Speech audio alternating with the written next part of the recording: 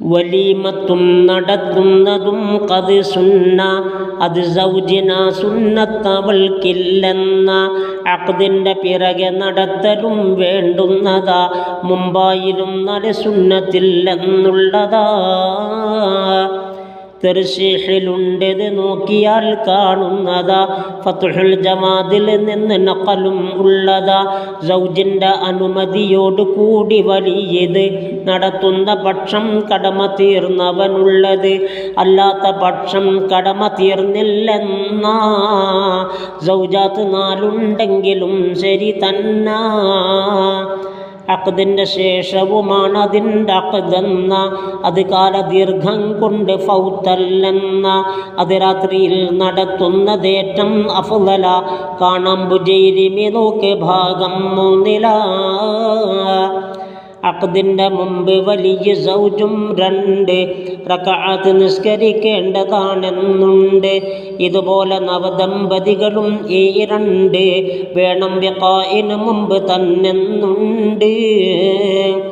ഖൽയൂബിയിൽ നീ നോക്ക് 3 വന്നതാ, 216 ബയാനും ചെയ്തതാ.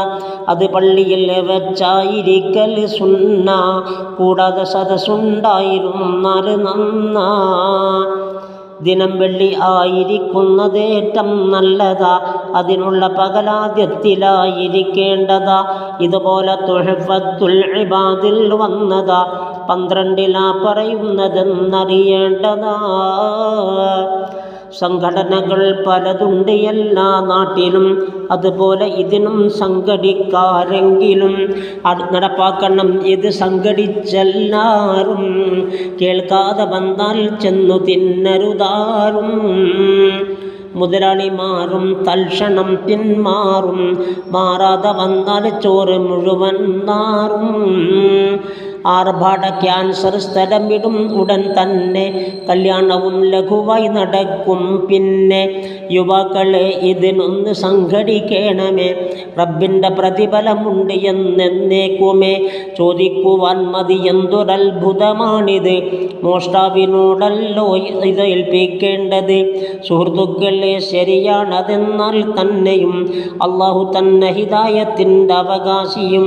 അതുമാത്രമല്ല അതിലുള്ളതാ ഫലം ഏറെയും, തെളിഞ്ഞാൽ വിശേഷം തന്നെ കള്ളക്കാളയും. ഒരു പെണ്ണിനെ കെട്ടിക്കുവാൻ ശ്രമിക്കുന്നതും വലുതായ അമലാമാരനെ തേടുന്നതും, ശ്രമിക്കുന്നവന് ലഭിക്കുന്നതാ 1000 ഹൂറുൽ ഹിസാനിൽ നിന്നുമാണേ മേത്തരം. കൂടാതെ പ്രതിഫലം ഖദമിനും കലിമത്തിനും 1 വർഷമുള്ള ഇബാദത്താണോരോന്നിനും എന്നുള്ളതും നബി മുസ്തഫ പറയുന്നതാ. നുസ്ഹത്ത് 2 നോക്ക് 13 അതാ.